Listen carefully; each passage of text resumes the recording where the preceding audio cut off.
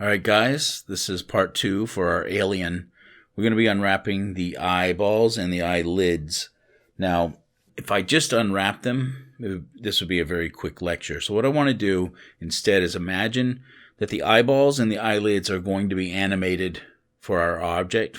And because they're animated, we need to go and do some checks to make sure that everything is lined up properly. We're also going to need to set up pivot points and that sort of stuff. After we're done doing all this checks, we'll know exactly how much of the eyeballs we can remove so that we don't have to unwrap the entire thing.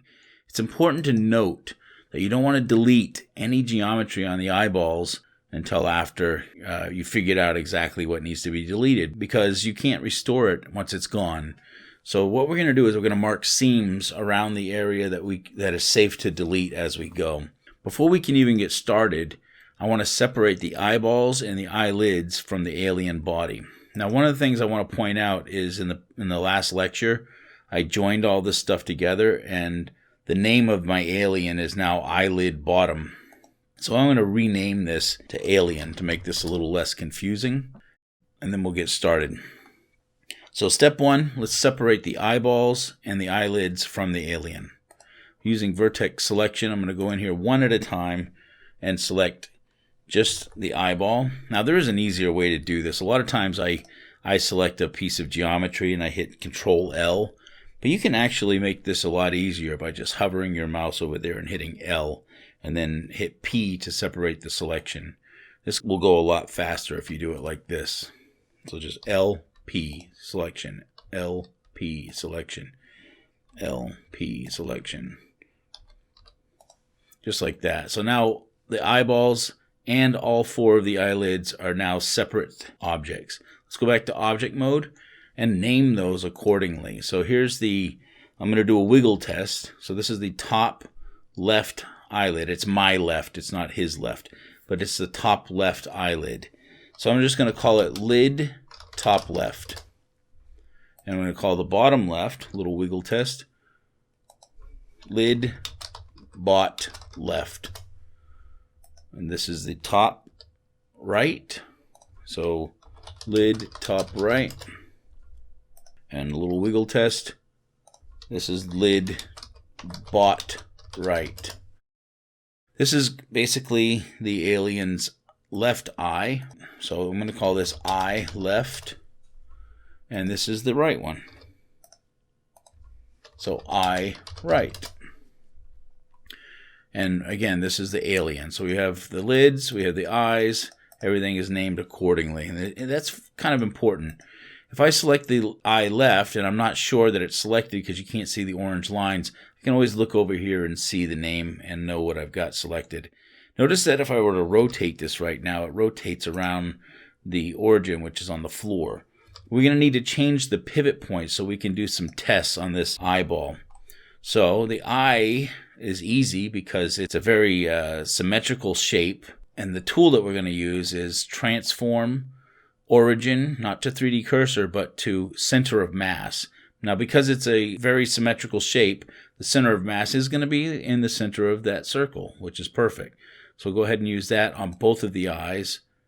So left and right eyes, object, transform, origin to center of mass. Now that part is done. Now what that did for us, let me select the left eye over here. I'm going to rotate this on the Z axis, and you can see that the eye can turn left and right. One thing that I want to do to make this a little bit more noticeable is put a little black dot in the middle of the eye, kind of like to serve like the pupil. It might not be centered, but it'll be good enough for demonstrating the middle of the eye. So I'm going to go to edit mode, select one face, keeping in mind that I never changed this from Blender Render. I'm doing all of this UV editing in Blender Render. Very important to notice. When you do your texture mapping, you'll change this to Cycles Render. And if you create any materials like I'm going to do right now, you'll need to delete them before you go into Cycles Render. So I'm going to delete them before the end of this lecture, so it should be fine. So I'm going to go over to the Materials tab with that face selected. I didn't realize this, but it looks like the artist who made this had a bunch of materials already. I'm just going to go and delete all of his materials first. Go back to object mode and delete all this stuff. And back into edit mode, And what I want to do is create a new material and just call it pupil or black or something like that. I'm just going to call it black and choose black like that. Now you notice that it turned the whole eyeball black. I didn't necessarily want that. So I'm actually going to change this to white because I'd rather the default color be white and the secondary color be black. So I'm going to create a second new material, call the second layer black, and then go ahead and choose the diffuse color like that. Now you'll notice that this face is selected. I'm just going to go and assign it. So now it has a pupil on that eye. Let's go back to object mode, select the other eyeball, delete all of those materials. They don't need to be there. Don't create a new one. Just choose white from the list, right? Click the add to create your second one and choose black from the list. Let's go into edit mode, choose that face, select black, hit assign. Now we have pupils on this alien's eyes. It's temporary, but it's going to help us figure out some stuff that we need to figure out. Okay, so let's select the left eye and focus in on it and just rotate it on the Z back and forth, okay? Try to imagine what's the maximum that you're going to want to look to the left, and right about there, you know, and same thing to the right about there, okay? We don't need to test the other eye because we're going to basically, everything that we do on the left eye, we're going to do the same exact thing to the right. Also, rotate it on the X and test looking up and down. So what's the maximum he'll look up? Well, if he rolls his eyes back behind his head, probably right about there. And looking down, probably right about there. So that's probably the maximum that he's going to go.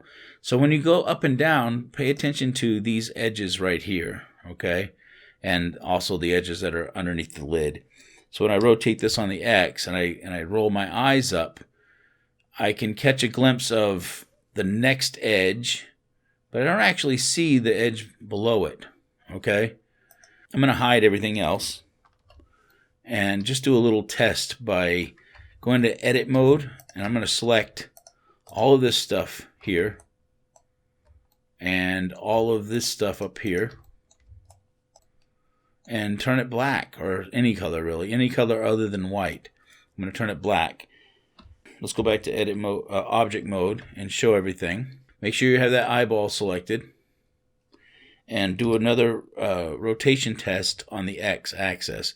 If you see any of that black, then you know that you need to push it back a little bit further. So again, rotate on the X, roll that eye up. Do you see any of the black? No. So that black is probably safe. Okay, let's roll it down.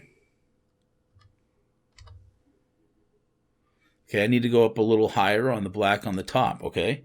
So let's hide everything else, and you can see I went 2 layers down on the bottom, and I only went 1 layer down on the top. Let's go to edit mode and turn this back to white.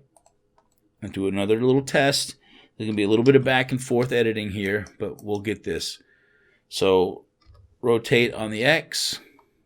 Looks good, both sides. Change your vantage point because you can kind of see a little bit down here. Rotate this on the X. You know, as long as you don't go too much further, it should be fine. I think that's okay.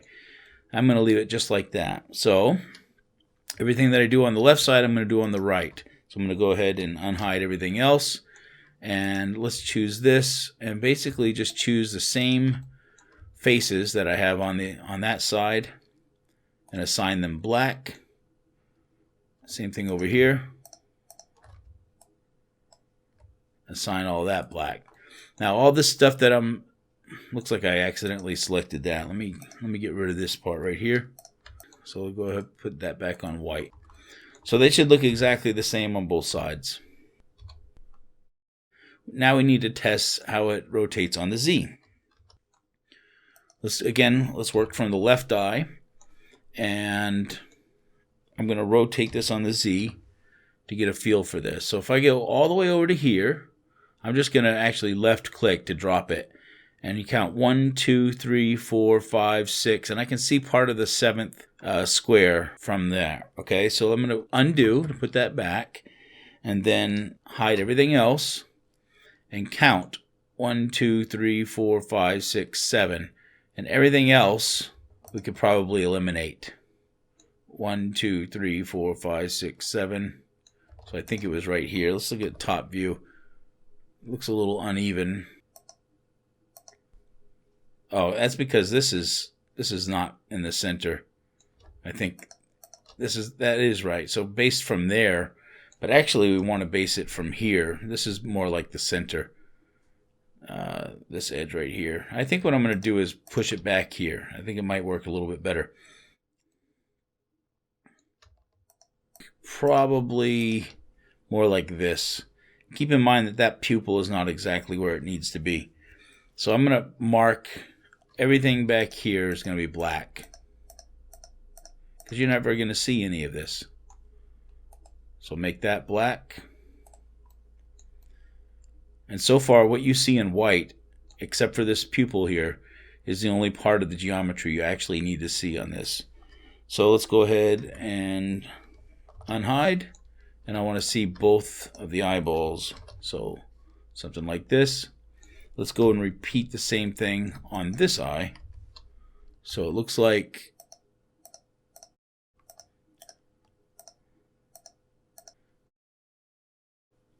and again, assign all of that to be black. Let's go back and do another test. Once again, rotating on the X.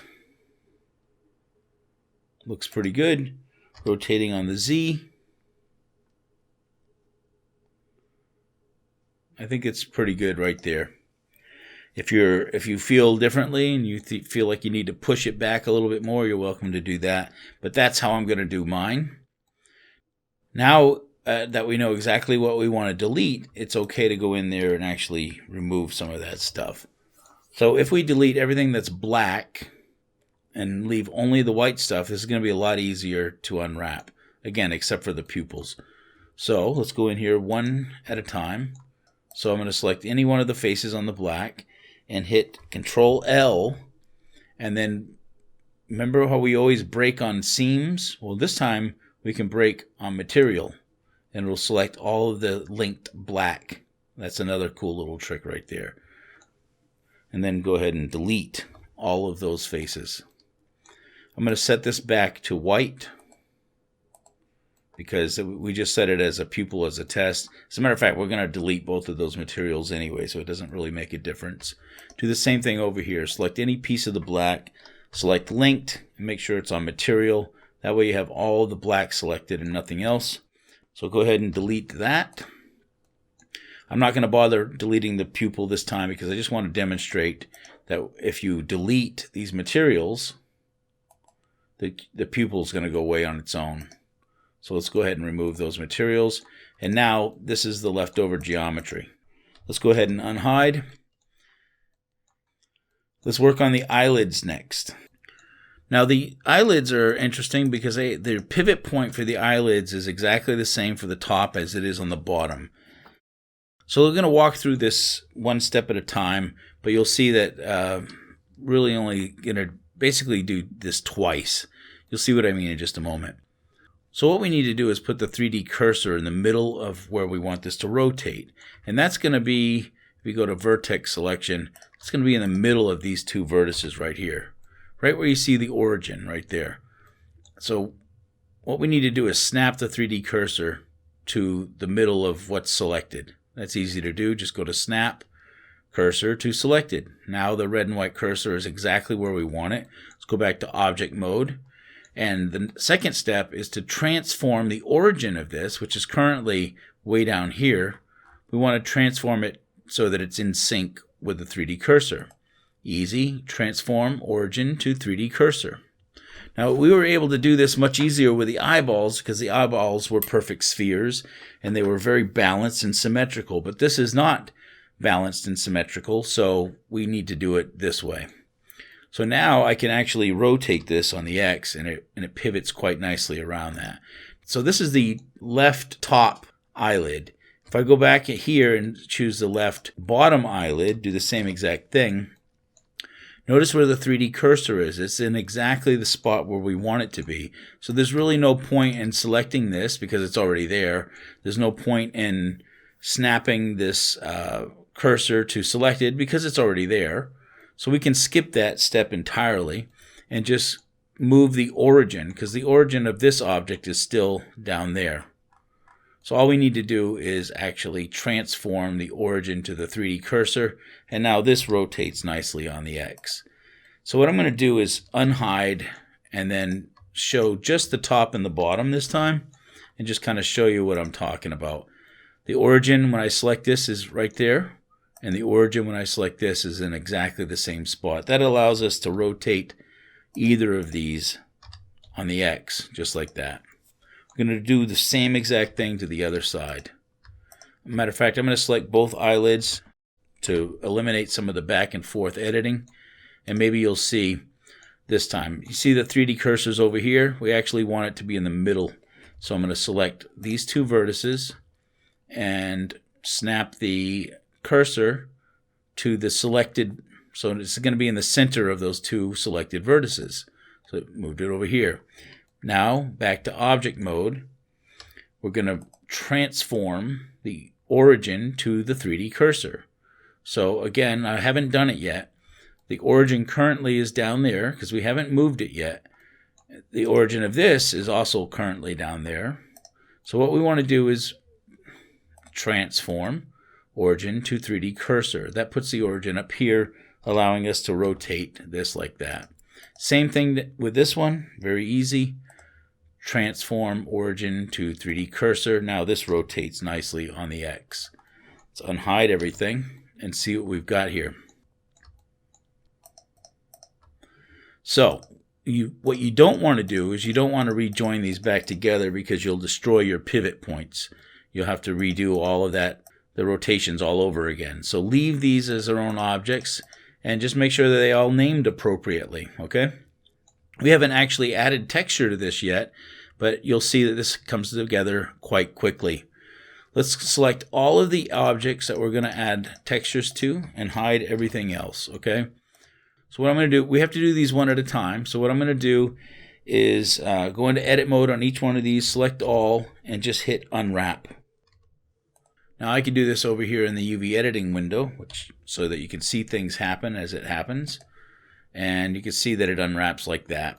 I'm going to go ahead and move on to the next object. Go into edit mode, select all, and unwrap. And I'm just going to do this very quickly. Unwrap. Edit, select all, unwrap. Here's the eyeballs. Select all, unwrap. Maybe on this one I might change this to conformal so it lines up a little nicer.